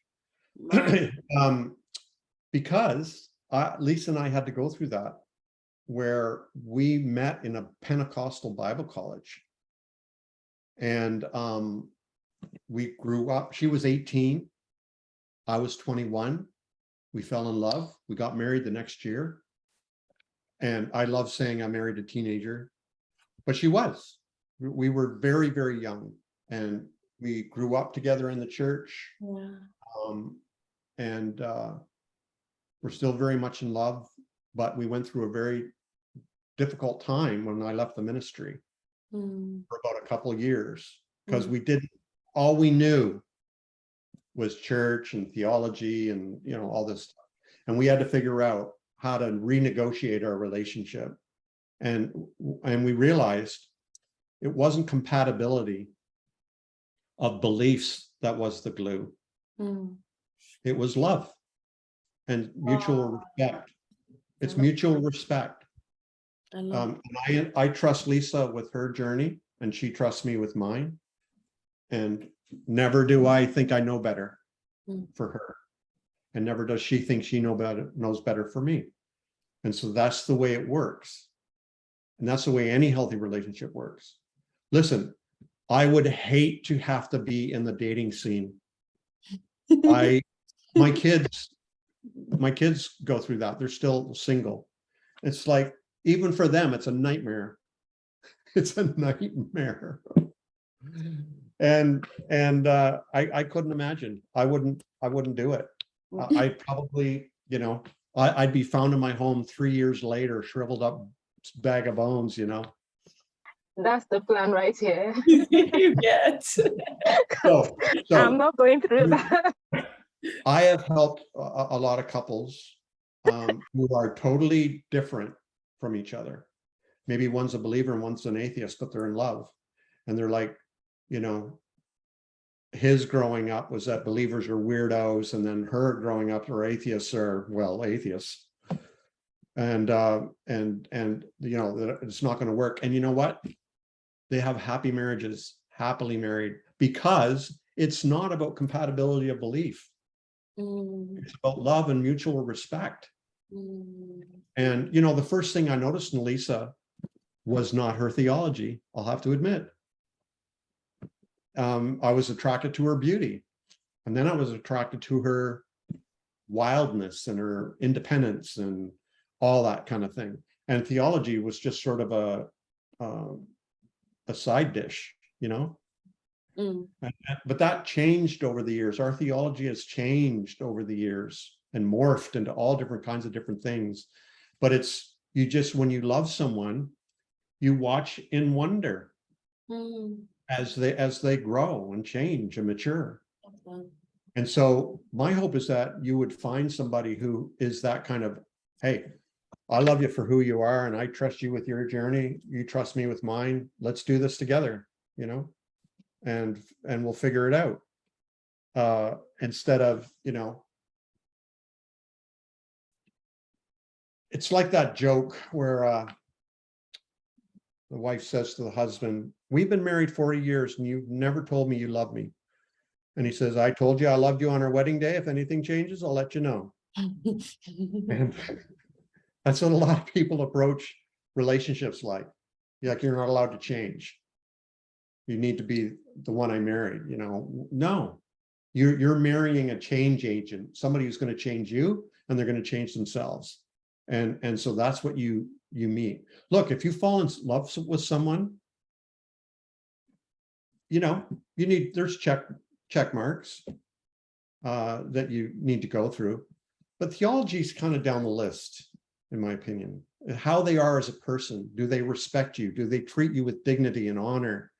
Do they never shame you or harm you or hurt you or raise a hand to you or whatever? Like, all those things are way more important.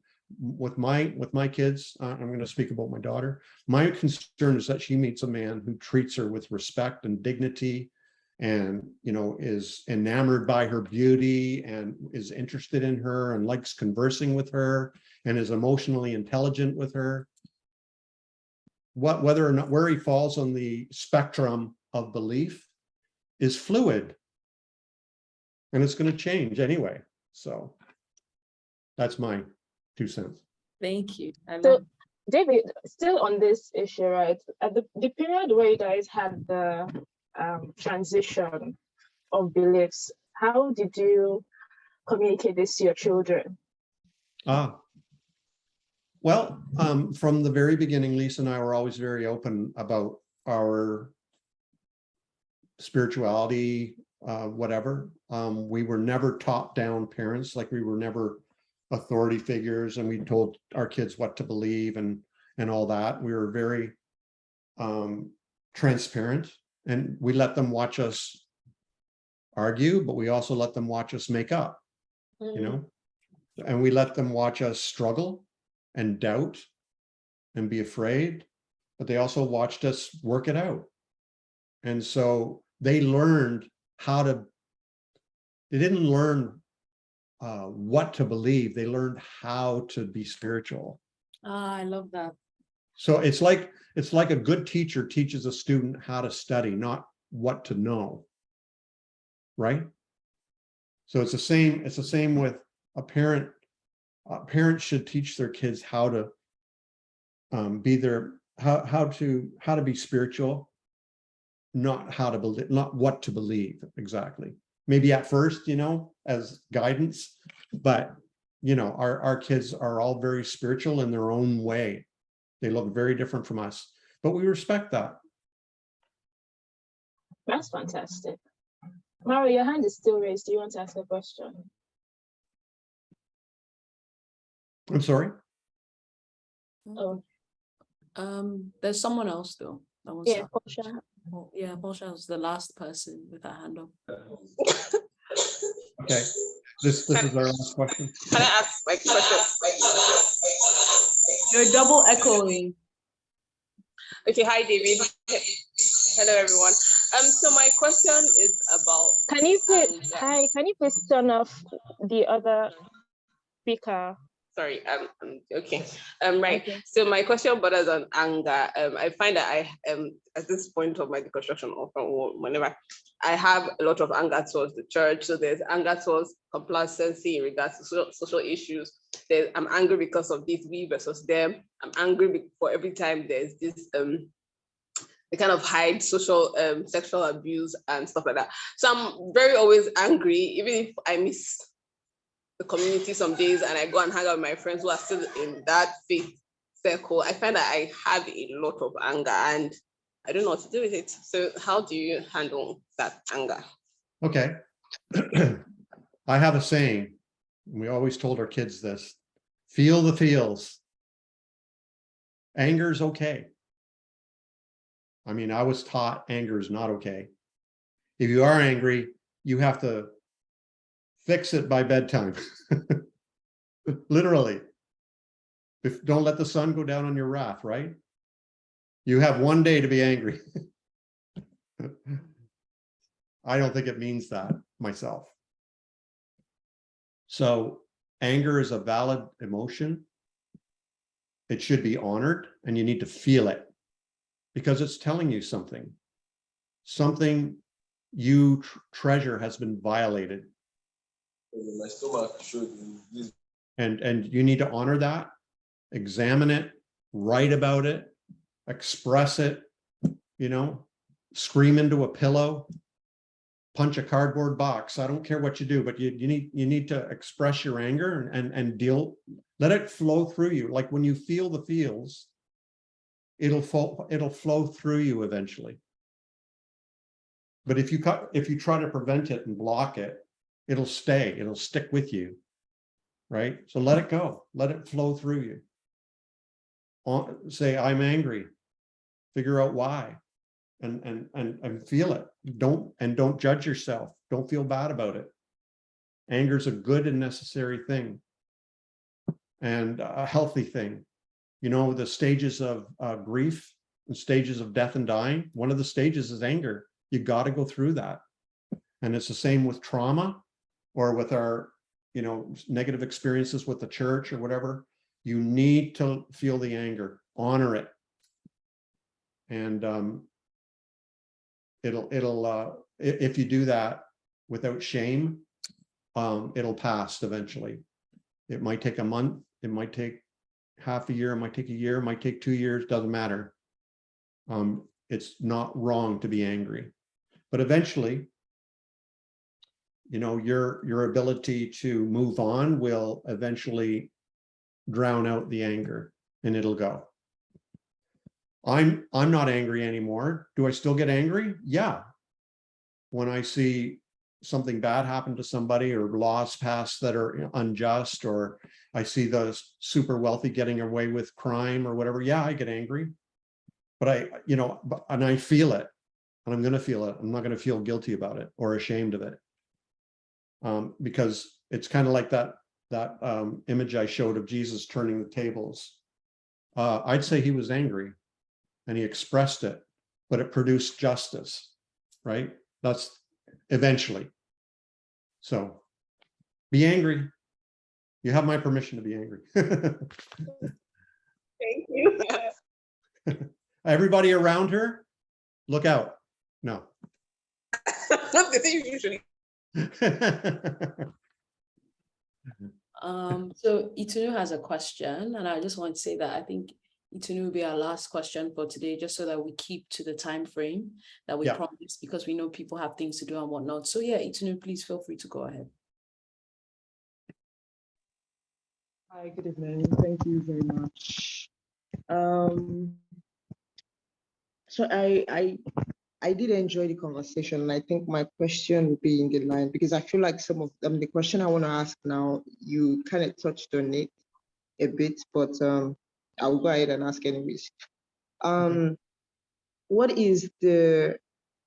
can you say is the importance of history when you're deconstructing your faith? Do you think history has any sort of value or integrate? Like, is there any consideration, or during your own deconstruction, did you deconstruct with the mind of knowing that, oh, what's the history behind some of these things that have been raised on? So do you think history is important in the process of deconstruction, or just taking your own experiences alone and, you know, using your own experiences alone to form a new sort of spirituality in that sense? I don't know if that makes any sense. Are you saying history? Yes, like is history of any significance when it comes to this, the construction of faith? Mm-hmm. And how was that applied to your own, like, the construction process? That's one. I think the other one I probably am thinking to ask, I'm not sure if it's in connection with the conversation happening this evening, or it's just someone asked the question of, is the church, maybe is there like going to be like a form of replacement for the church, or is there anything that can actually replace that community that you get in church? For me personally, I think the church is trying to explore different ways to keep this community that is supposedly sort of built out of the different varieties of issues or goodness that might be involved with it. But the idea of, I'm sure the idea of church will evolve over obviously will keep evolving. But I think for me, I also wanted to say or ask that, maybe not ask, but say that I don't think the church is the only, and I know that you don't think that, not to say I think you think that, I'm just saying, I feel like there's going to be not just, I feel like you said, the fear of this not knowing the unknown, basically, the fear of the unknown makes people feel like, oh no, we need the church that we know, but we need it to evolve to something, that we think is okay. But it could literally not be a church, it could be anything, but I feel like people are just too, using their imagination basically to supposedly build what they want. I don't know if that makes any sense. I just feel like, okay. Thank you. Yeah, I had trouble understanding a lot of what you said. Can maybe Aura or Camisa summarize the question for me? It was kind of garbly for me. Same. I couldn't hear a lot because of I think it's my internet. I literally, okay. Or did you hear? Or maybe. It's me you were saying. No, I was just saying, do I need to repeat something, or did someone get it? If you have, if you could just, you sound clearer now. If you could just give the question, very simple question. Okay. So my first question was, what's the, do you think history has any effect on spirituality? That's one side. And okay, not my just history limited to that. No, just the construction of faith and okay. trying to conceive what one's spirituality should look like or can look like. Do you think history has any value to give in that conversation, basically? And if you think that, what has been your own experiences when it comes to using maybe some elements of history to deconstruct your faith? Yeah. That's one. Yeah, so everybody I know who's deconstructing has, it's like I said earlier, everything gets folded in. Tradition, everything they've learned, I wouldn't dare assume that I would be where I am without the church, and not just the church I went to, but the church historical, that it's all contributed, all the theology I studied, the Greek, the Hebrew, the Aramaic, to study the Bible, all that stuff, and all the theologians, all the church fathers, all the Christian mystics, all the church monks, everybody that I've read, it's all contributed. And then, I've read Buddhists as well, like I said, and philosophy and science and all kinds of stuff contribute. So it would be naive of me to think that I'm a self-made person and have, nothing has contributed to who I am. So yeah, I think history plays a big role in my part. And I see it too in the lives of other people, even though they might end up in, say, yoga or whatever, some other form of spirituality. There's been a lot of ingredients that have gone into that. It's kind of like the butterfly effect, where if you step on a butterfly 1,000 years ago, it can actually change the whole course of history. That theory that, you think it might be a small thing, but actually can change the course of history. And I take that attitude towards my own spiritual life and faith and everything, is that all kinds of things have contributed to it. I hope that answers your question. But I need to actually go soon. Yes, thank you. Yeah. Okay. So yeah, I was going to say that It's News was the last question. And if you stay till the end, you're an absolute rock star. Thank you so, so much. And we just want to say thank you so much, David, for taking out the time to speak to us, to answer. I love how we organically just went into Q&A because people were like pressed with their questions, but Yeah. it was an It was amazing, my pleasure. amazing session. And it's recorded. So for all the people who still want to watch it back or this thing, we'll share it with everyone in the community and share with all the registered emails. But yeah, thank you so much. Thank you. We never even got to Sophia. So if you ever want to do that down the Oh my road. gosh, yeah, we could just do that as like another thing. Yeah. We didn't get to Sophia. Yeah. That's so true. Wow. We'll Wow. probably so have many another sweet- part. We'll have a part 2 with Naked Pastor some other day. Yeah, that'd be awesome. Because I'm really interested in Sophia. I identify as Sophia's offspring. Yeah, me too. Sophia is me. So we'll talk about her some other time. But Yeah, thanks so much. looking And nice forward to meet to it. everybody. Thank you. Thank Thank you so you. much. Bye now. Bye. Bye. Oh, David is gone, but okay, for everybody else that's left, thank you guys for coming. Oh my God, guys. What an amazing session. Thank you very much, Ore. Thank you very much, Kamsi. What was this Sophia thing that people were talking about? Please, what's the Sophia stuff? Like, I was worried. Is it a new cult or something? It's a call, so you need to sign. Please, I want to be in this cult. DM me for the form. Please, I want to It's be in the just Sophia cult. $5,000. Sophia called, yeah. So all of now they identify as student of the Sophia. Make I follow. Let me know. I beg you, I won't join children of Sophia. I'll be Sophia Papa or Sophia. Since we are all cultists, let's do the new branch. Oh my gosh. I'll tell you. Or maybe you can So give them, you can in the group later, you can give like an intro to Sophia type piece. Is your course the use form most? It's like $1,000. So I'm screaming. Already price has reduced. I thought it was $5,000. It was 5K before. okay, Yes, we'll do now 5K demand then. and supply. It's giving wealth. I'm screaming. No, but you guys are so smart. The questions were like, Questions were insane. I was just like, you, look at questions. The questions were too and I really, funny. really appreciate David's openness. Yeah, and his vulnerability. Nah, the Giving, guy is it's a giving the guy. about naked Ha. past. Do you know the funny thing? I said it was in his 40s, mostly 50s. Nah, The guy is close to 70. yeah, I remember him talking about it online one time. I was like, this guy has Yeah, he's 64. man. Bruh, Wow. bruh. I don't know. Yo, you know when he said he got married at 32? Party don't do.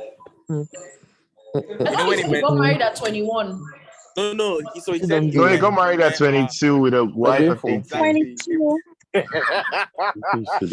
Nah. But you know, it really was a different era. It was really giving Bible college, like everybody just wants. That's the way they do it. If you still go to evangelical circles on Instagram, you see lots of them 22-year-old getting married and stuff. That couldn't. I never think be me. it's about that sex thing that we're talking about. Exactly. We're talking about it earlier in the group today, whereas like people are just Yeah. rushing to fuck. So they're like, why don't we get married while we're at it? And it's like that was Imagine making such a leap of commitments just because of sex. Like, do you know how wild that is? That's what I was thinking. And that's what I was like, going to do. Thank God for the construction. like I was literally thinking about that. I can't imagine or without the construction, man. I can't. He's like, Oh wow. I'm screaming. But yeah, Wow. awesome. This was awesome. So you guys, Or imagine Ori married at Yeah. 22. look. yeah, like, I feel like we should have Thank God, given thank them God. He gets a his full cake of version Thank of woman. God. woman. Like it would have been crazy, man. Like there A will be no virtuous table. woman. Sorry, can someone help me like deconstruct breakfast? Because I need Someone kept typing that. I need to. What's breakfast? You don't know what breakfast is. She knows fully well. Don't mind her. Okay. Hi, Dubamo. Hope I you're really just good. hate. I Didn't really hear your just hate voice that here. they call heartbreak breakfast. I don't know. There's something about it that just doesn't sit well with me. We are And what fighting for happened? breakfast, the dignity of breakfast. Hi. Hey, I'm Dubam, so Hi, Dubam, guys. how are you? Hi, guys. Hey, Excited. Dubam. Hi, guys. Oh, Jesus Christ.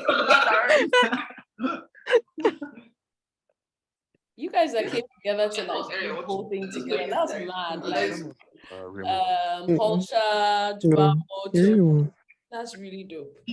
I think next time we'll be together.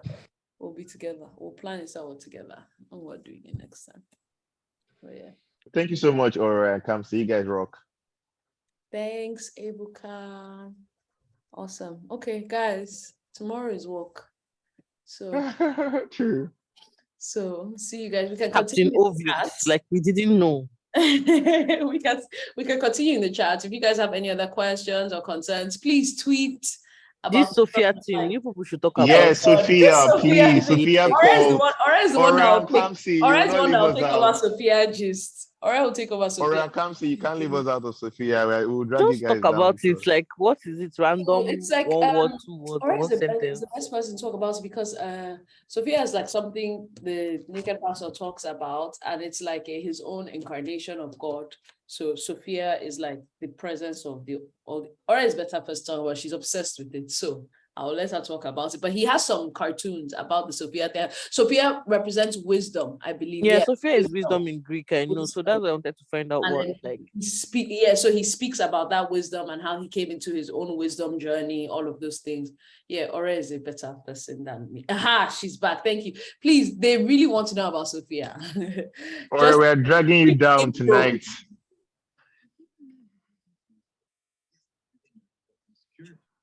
Hello. You're muted. You're muted. You're muted. No, I was talking the entire time. Sorry. Yeah. So I learned about I learned about Sophia from a book by Simon Kidd called The Book of Longings. It's actually a novel, but it's a book that's changed my life. It has become an annual read for me now. So the Sophia in that book was basically a sense of the divine feminine, right? More like the breath of God, the wisdom of God, what Christians will call the Holy Spirit. And if you're into Christian theology, you'll know that the Holy Spirit was referred to in the feminine, right? So Sophia is like a representation of that bit of God, right? But David has used Sophia in his art to represent himself, like his inner self. So his wisdom, his growth is like his hurt, everything. So yeah, so it's basically just, I think, connecting with the divine in you. So Sophia can be what divine is to you, and Sophia can be you yourself. I love it. So it's everything, yeah. That book is getting on my read list. Everything I'm going to go and inside you that is yearning for growth, for wisdom, for good. See, ASAP can never recommend it enough. Okay, thank you. I can't believe I still haven't read that book, and I keep saying I will read it. Book of Longings. Somebody's asking what book by Simon Kidd. All right, guys, I gotta run. Have a good day. Thank you so much, Ora. Bye, everybody. Bye. See you guys. Okay, guys. Have Bye, a everyone. week. Have a great week. Bye. Bye. Okay. Calvary greetings to everybody. Maranatha. And crew. Bye, guys. I'm trying to end this thing. I can't find the Kini